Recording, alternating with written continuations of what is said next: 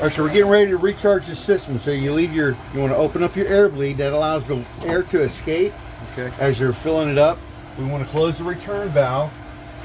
And we're going to open up that's closed like that? Yeah, it's closed. That's as much as it gets. Huh? Yeah. It was a little tight. Okay.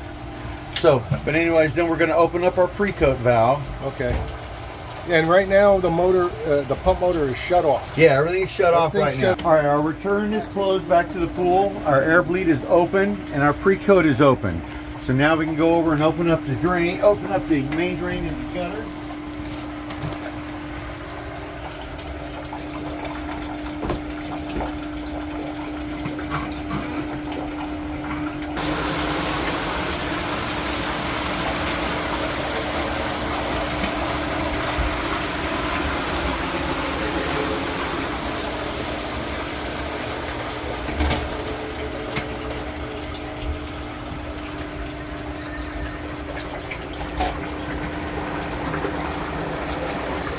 Hear the air rushing out. All right. So yeah, I don't feel anything, but yep. You can see here, you can hear the air rushing out. So the water's coming up and pushes all the air out from all the way back up through the tube. Okay.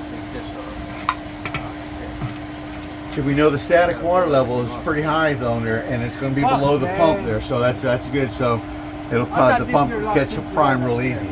Okay.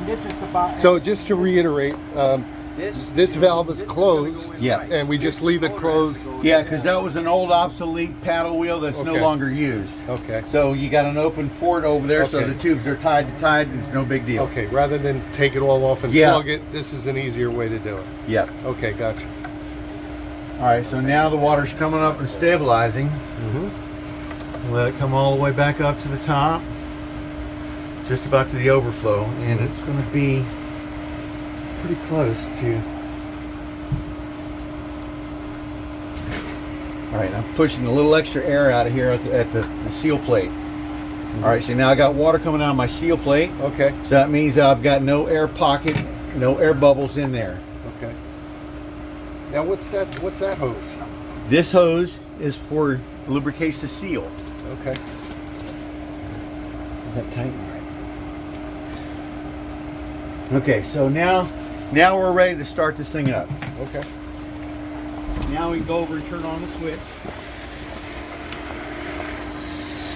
The pump picked up prime right away.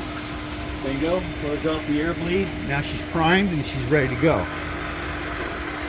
Now what we've done, you now see the agitation for the pre-coat. Okay. Now starting to stir up the water. Okay. So then now we're going to go ahead and add our DE.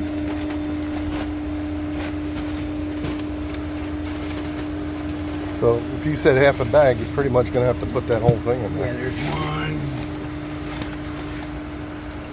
2,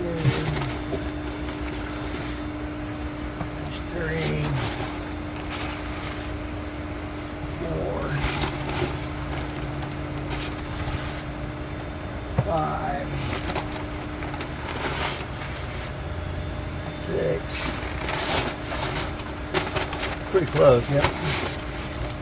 7. So let's start out with 7 and see what it looks like. Okay. The pump is running down at a minimum speed of 35. So what I'm going to do is I'm going to speed it up a little bit to get a little bit better agitation. Okay. We're running at a 35 hertz. All right, so let's take this to probably about the 45 or 50. All right, so now I got better flow through there. So now we're just going to let it run for about 5 minutes, and you start to see until you start to see this clear up. Okay. Once you start to see it clear up, I let it run until I actually start to see the top of the filters. Now that way I know it's got a good coat on there. Okay. The other thing I want to look at is I want to go over and look at the suction gauge now. Okay. As we were talking about before.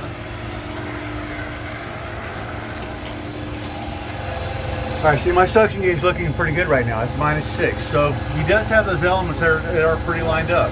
Okay. So it does look pretty good. Okay.